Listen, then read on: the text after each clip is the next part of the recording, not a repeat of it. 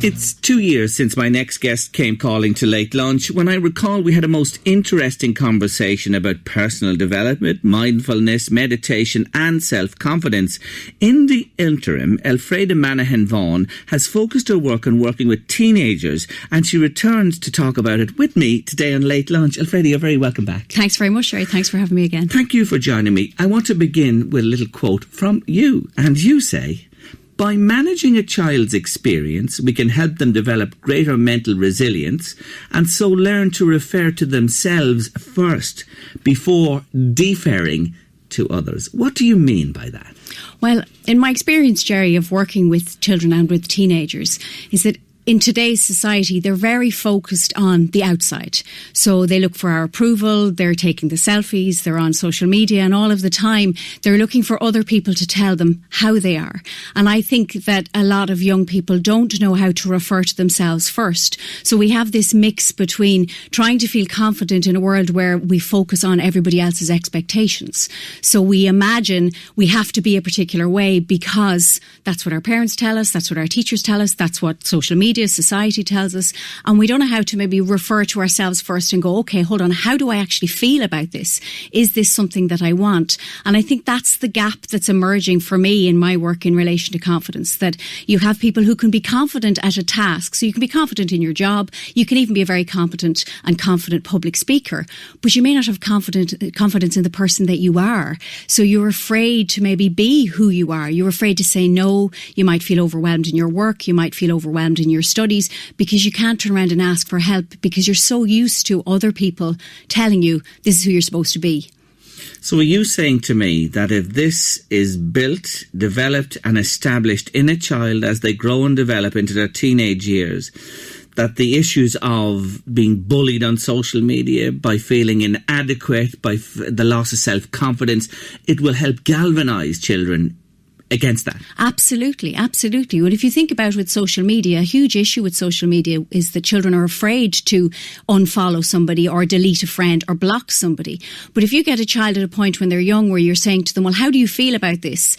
And they say, I don't like it. And you get them to, almost program them to say, okay, well, just delete it, just block it, get rid of it. That by the time they're a teenager or an adult, it becomes second nature. I mean, as humans, the main way that we learn is through repetition. So everything that we learn creates a neural pathway in the brain. The cells that fire together wire together. So if you're doing that with a child and you create the habit of being able to say, no, I don't like this, or this is not the experience I want, then it's very easy for them to say, okay, block that friend, unfollow that person, or say no to whatever the experience is that's emerging for them on social media. Let's step back a little bit and I'll quote you something from Aristotle. I'm going back a long time here. Give me the child until he's 7 and I'll show you the man, or it can be the girl there and I'll show you the woman. Now that's a very old saying. Let's talk about children of that age from they start to develop and they start to know and understand and, interact with you as their guardian or parents and grandparents, and, they go to play school and that as well. At that stage, what can you do to foster what you're talking about? Well, the first thing I think is that the reason that children defer to adults so much is that as humans, we don't survive the first few years, a decade of our life without actually having somebody else to support us. So everything we do is maintaining that security, maintaining that safeness. So we do what we're told, we obey the rules, but how you create the environment for that is really important as a parent or a teacher. So instead of telling a child who they are, so we're very quick to say, oh, you're so clever, oh, you're so beautiful, instead of allowing a child to do something and then seeing how they feel about it. So giving them the chance to decide first, and then you can be referred to. So, for example, if a child does well in school in those formative years and they come home and they've done well in a maths test, instead of saying, oh my goodness, you're very clever or you're very good at maths, to say, well, how do you feel about that? Are you pleased with yourself? Was it a good experience? And then they start to check with themselves first. And then you can say, oh yeah, I think you did a really good job. And that's the really important thing, that you don't actually praise the child for who they are. You praise the achievement for what it is. So you did a really good job. Well done. You worked really hard. Not you're very clever. You're very pretty. You're beautiful. We often forget as well, particularly with girls, we compliment them on their beauty and we tell them they're lovely, but that's often linked to when they look well. So they're all dressed up for Christmas or their birthday and you say, oh, you look fabulous. You look gorgeous. Look at you. You're lovely, all dressed up. And so we wonder then when they get get older, why they're posting selfies on Facebook of them with all their makeup on, hoping people will like them. Because we don't say when they get out of bed and their hair's sticking up and they're all sweaty, oh my goodness, you're gorgeous, I love you, you're beautiful.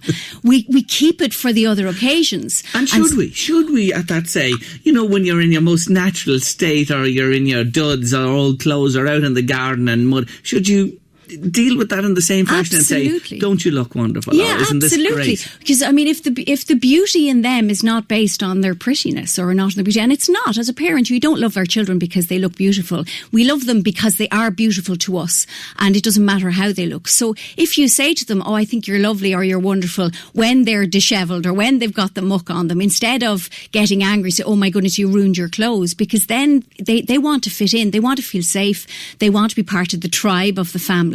So everything they do is making sure that stays that way, so they can become focused on appearance or on academic achievement or on sporting achievement, because we're happy when they do well in that. But we should be happy because they've done well for themselves. And so once you allow them to realise you're happy because they're happy, you think they're wonderful because they feel wonderful, or they've had a great day out and they're covered in wet and muck and they come in and they're energised, you think, oh, you're wonderful, I'm so happy for you, you've had a great day. That's the key, is to engage with it for them rather than for yourself. So we need to focus on that more. It's a brilliant point to make, and I'm sure many of us, and I have in my time, fallen into the other trap. But when you explain it like that, on the converse side, because, children have to have discipline as well. If something is wrong, it needs to be pointed out, and that needs to be told to them as well. How do you do that without crushing them? Well, I think with most children that they have more understanding than we realise.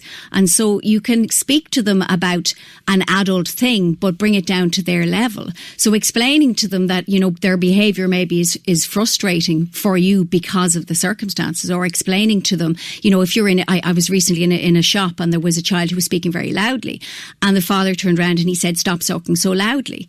Now, I know obviously when you're pressured it's very difficult, but if he'd said, we don't think it's okay to do that in a public place, that's all right when we're at home, then the child might go, oh, okay. And so then they look to see, well, when is it okay? And they start to refer to themselves. But very often we're quick to just say, don't do that. And I know I fell down on that when I used to teach confidence when I was teaching children first, where I would tell them what they needed to do if they were performing an exam, say.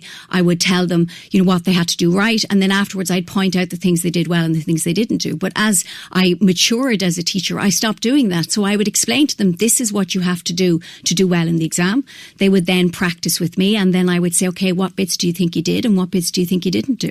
And the level of their standard rose hugely in that time, because then they started to go, oh, well, actually, I don't know if I was loud enough, or I think maybe I was a bit fast. And I said, okay, so how do you change that? And so you're empowering them. And so with discipline, it should be empowering a child to be able to make better choices rather than just correcting them because you think they've made a mistake. So if you say, well, why do you think I'm giving out to you, or do you understand why I'm giving out to you? Even a child who's very, very small will still be able to say, because I made a mistake or I did something wrong. And then you get the chance to maybe explain a little bit more and say, well, it's not maybe that you did something wrong, it's just not okay right now, or, we have to learn these things. And I think as well that the more you empower them to make better choices, the discipline reduces. And I certainly found that as a teacher, that, in the latter years when I was working with younger children, I don't do that anymore, but when I was, that I had less discipline problems because they knew what the rules were, but they also knew that I would then ask them, well, okay, do you understand why I've asked you to sit down, or if you understand why I've asked you that? And even simple things like a child who would maybe fall in a class, we were very quick to run and go, oh my goodness, are you okay? So I would always say, well, how do you feel? Are you okay? Would you like to sit down, or would you like to stay and join in? Sometimes they'd sit down, but very quickly they'd go, I'm okay now, Elfreda, and they'd come back, because there was no big drama about it. It was about, well, how do you feel about it? And I think that's the thing, is to constantly check in with their experience first. And then you can say why you're annoyed, or you can say why you're proud, or why you're pleased. Or even if they want to be rewarded, you can say, well, do you think it deserves a reward? And then you can say, okay, so I think maybe these are your choices. And I think it's the choice that really empowers a child. And even with discipline, okay, so I don't think what you did is okay, so I think we need to change that. What do you think? And so that's the choice, where a child then has the choice when they're older to say, do I want to be on social media? Do I want to be with friends with them? Because they're used to taking those decisions. So take it on then. We've talked about the child from it comes into this world, grows up and moves along 7, 8, 9, 10, and then you're into the teenage years where you've been looking at in particular this last while, and suddenly mum or dad or whoever is taking care of them, they look at them in a different light altogether. Their mind is developing. They have very different thoughts of their own, and maybe those formative years haven't been ideal in the way you mentioned there and the way it should be and the best way to deal with it. What happens then? How do you deal with teenagers who need assistance, who need maybe refocusing? Well, I think with teenagers, and this is the way I work with them, is that they're at the point where they're almost into adulthood. So their reasoning and their knowledge and their thirst for knowledge is quite close to what an adult would have. So it's much easier to explain to a teenager why they're feeling maybe the way they're feeling, or why things are a challenge. With a child, you manage the experience, so you have to control it to an extent. But with a teenager, you can speak to them about it. I worked with some teenagers yesterday, and I was explaining to them about the idea of the map is not the territory, which is very famous in neurolinguistic programming and in a lot of positive psychology, where our version of the world is our version, but it isn't reality. And so when you explain that, I had a simple picture of Google Maps. It was the school they were in, and I said, does this look like the school? And they all said no. And I said, well, that's what your map is like. It's kind of like it. You could probably navigate around it, but your map isn't exactly like the world. And so by doing that, they went, oh, I see. And so then you say, so imagine if your map is different to somebody else's. And I had an experience a number of years ago where I worked with a group, and I asked them to think of an elephant, and they came up with all different ones. You had Dumbo and the pink elephant, everything. But one person in the class was thinking of a rhinoceros, because that when they deferred to themselves, they went, oh yeah, that's what it was. And until we explained that wasn't an elephant, they were still thinking of a rhinoceros. So if you think of you're out in the world and you've got your map and you're having an argument with somebody and you're thinking of an elephant and they're thinking of a rhinoceros, well, then you're going to have a lot of confusion. But once you let children and teenagers in particular know that this is often what happens, and that misunderstandings arise because we aren't in the place of the other person, then it gives them a better knowledge about their own experience. They say, so if your parents are praising you or they're encouraging you, well, why might they be doing it? Where are they coming from? And so then they get that understanding of, well, it's not about me, which is my favourite phrase, that when you think all experiences, it's never about you, it's about the person's experience in that situation. So conflict comes because the other person feels helpless, or they feel confused or frustrated, and you feel it too, and then you bounce off each other. So by engaging with the knowledge with a teenager, I think you empower them more. Elfreda, we're talking about, making children more confident, being resilient as well in this world. And you mentioned earlier on social media, and may I say to you that I worry immensely about the coming generations who have been reared with this new stuff. They have phones in their hands night, noon and morning, and they live, in my opinion, in a parallel universe, because I believe we have life and we have this other thing. Are you seeing this? Are you as concerned as I would be about this, working with teenagers and young people? Yeah, I think it is a big issue, but I also think that a lot of teenagers are a lot more savvy than we are, because it's new for us, but they've grown up with it.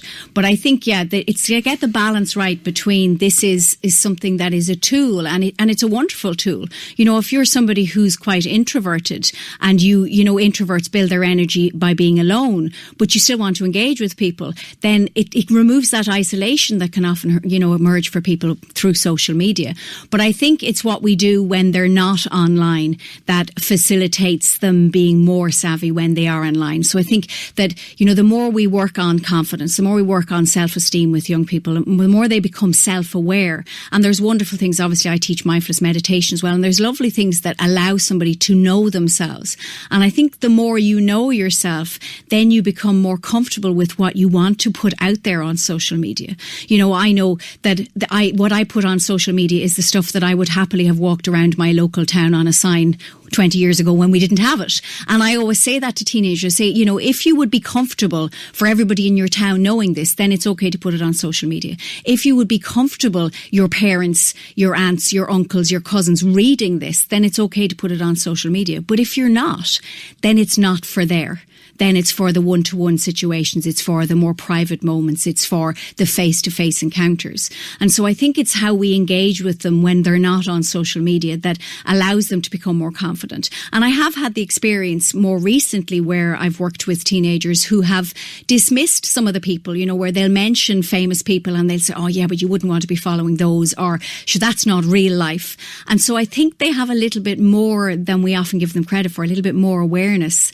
And, you know, I've met a lot of older teenagers and young adults who are leaving certain social media, going, well, I don't want to be on Facebook anymore. You know, they're happy with a certain level of it. And I think that will emerge as well, that there will be a certain amount where people will leave. And some, you know, parts of social media are less popular now. There are less people going to Facebook. A lot of older people are on Facebook rather than the young people. So I think that, you know, rather than worrying about, oh, well, this is going to be a disaster, it's part of our life now. It's about how do we get them to feel confident enough to say, I'm okay with this bit, I'm not okay with this bit, and I'm okay with saying no. And I think that's, you know, to do with consent and to do with empowering somebody as well. Are they savvy, wise enough to deal with life, the day-to-day issues they come across, the bumps in the road of life? You know, when you're so preoccupied in this other space, do you feel that they understand that life is for living? It's about people, dealing with people, face-to-face, not in this other thing. True, yeah. I mean, I'm not sure how well they are at dealing with the bumps in the road. I mean, obviously the incidence of mental health issues for teenagers are huge these days, and you hear a lot of stories.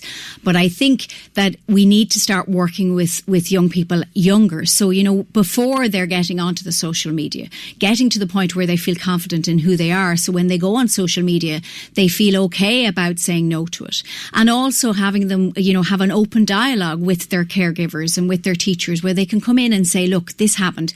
And that you're not freaking out going, well, what did you do? You know, which we're often so quick, well, you must have done something wrong. And say, okay, tell me what happened. Remove them from the situation and make it about the problem rather than the person. And I think that's something that's very useful as well. So I think, you know, with them that we do have to get them to understand that life is all about the bumps in the road. That's what empowers us. That's what makes us grow. That's what makes us stronger. And it's teaching them to deal with those bumps in the road. So teaching them to understand themselves. And for me, I think self-awareness is really key to anything that you do in life. And, you know, from my own experience, the more self-aware I became through meditation, through, you know, positive psychology, through NLP, the more I understood what were my trigger points, what, they talk about in Buddhist terms about attachments. So what aspects of myself was I attached to? You know, I discovered I had a huge attachment to being seen as being intelligent because I came from a family where intelligence was praised, and I was praised as, oh, you're very clever, you're very intelligent. And so if I went to a situation where I didn't feel I would appear as intelligent, I wouldn't be as confident as I would be in other situations, because I would think, oh, well, you know, they might think I'm stupid. Now, I was not aware of that until I got to know myself. I wasn't aware of it until I sat in meditation and I realized the same recurring thoughts appeared in my mind. And so by getting young people to become more aware of who they are, how they create their identity, then they realize you can have an online identity that is whatever you want it to be as long as you feel comfortable with it. And it may be that it is the real you, or it may be a version of you. But I think they know that that's a possibility, that they know that they can present this perfect image. But it's making sure that what happens beyond that image is okay and that they feel safe and secure in who they are as well. So did that enable you to cope better when you found yourself in a situation where somebody maybe, you know, you felt yourself, oh, they don't think I'm intelligent, that association with that? Is that the difference it's made to you? Absolutely. So I went from what they say attachment to non-attachment. So now when I'm in a situation and I realise in the past I would have felt, oh, they might think this or I might think that, and would be referring, like I said earlier, to the other person. I just did what they say, you know, you do, let it go. I dropped it. I went, you know, what difference does it make? You know, it's not going to change my relationships. It's not going to stop my wonderful husband from loving me because I spoke to somebody one day and I put my foot in it. So once I stopped attaching to that or associating with that, I was able to then go into a situation to say, look, I'll just be myself and whatever happens, happens. Because it's the anxiety, it comes from living in the future where you're worrying about what's going to happen. And the depression comes from living in the past where you keep going over whatever happened before. But when you bring yourself into the present moment, moment to go, you know, this is just it. This is who I am right now. And I'm not going to worry about how I appear. Then that frees you up actually to be yourself. And yeah, it empowers you so that you go, you know what, I will make mistakes. I will, you know, say stupid things sometimes and it's all right. I'm still me at the end of the day. Boys versus girls, when you look at this, especially I'm curious with teenagers and that as well, who's the more savvy? You know, who's more likely to take to heart, more or less what you're saying there, if somebody, you know, takes them on or they can't cope with something or deal with something. Are girls stronger? Are boys stronger? Or is it drop 50-50 on each side? Well, I think it's relative. I mean, I think that for girls, the whole appearance thing and the image thing is the real soft point with them. And they can experience a lot of vulnerability in how they look and how they're perceived. I think with boys, you know, when they're young, a lot of it is to do with whether they're manly and what kind of a guy they are. You know, we all know that it's the macho thing. And I think that they can both experience, you know, things negatively in relation to that, you know, so they can all have the wounds. I think for girls, there is a better chance of them recovering because they're more open and they can talk to each other and they're often quicker to bring it to the table. I think for boys, they're not okay with their feelings sometimes, or they're not okay with sharing that. And that's where the vulnerability is in boys that you have to be careful of. And also the boys that don't fit the stereotype of being the strong macho guy, the more sensitive guy, maybe the more introverted guy, that, you know, you need to be aware of them as well so that they have the opportunity to maybe open up. I do think, though, for boys and girls who have mixed friendships where they're friends with girls and boys, that's really empowering, because I think the boys will find they can open up to the female friends. And so I think encouraging young people to mix in those environments is very important, that they don't just have all the girlfriends or all the boyfriends, or they're not just focused on the sport or on the music, that you give them, you know, a more rounded experience. You're a fascinating woman. Thank you. You really are. Honestly, I've been just enthralled by what you've had to say to us this afternoon. You work with, is it with schools, is it with groups? Who do you work with? Yeah, so while I work privately, I mean, I work one-to-one with clients. So I take adults for confidence coaching and for training. I work with businesses, so I go in and training. A lot of that will be to do with public speaking and presentation skills, assertiveness and things like that. And then I work with teenagers. So I go into schools and I deliver programs on confidence, deliver workshops on confidence and mindfulness. And I'm now working with parents. So I'm actually running a workshop in the next week, actually on the 1st of February in Trim, which is for parents to help them understand how to empower their children and how to help their children's confidence. I also teach mindfulness to adults as well. The way I do it is that if you say to me, look, I would like to do this in our school and you have the skills, I will develop something for your school. So I've done bonding with TY, I've taught public speaking, I've taught confidence, and it just varies. And I'm prepared to travel as well, so I'm happy to go where I'm needed. And if somebody wants to contact you? So they can contact me. I have my website, which is Metta-morphics.com. I'm a Facebook page. If you Google me, my name comes up and you'll find me through Facebook, and you'll also find my website as well. Elfreda, Manahan, Vaughan, thank you so much for joining me today. Thank you very much, Gerry.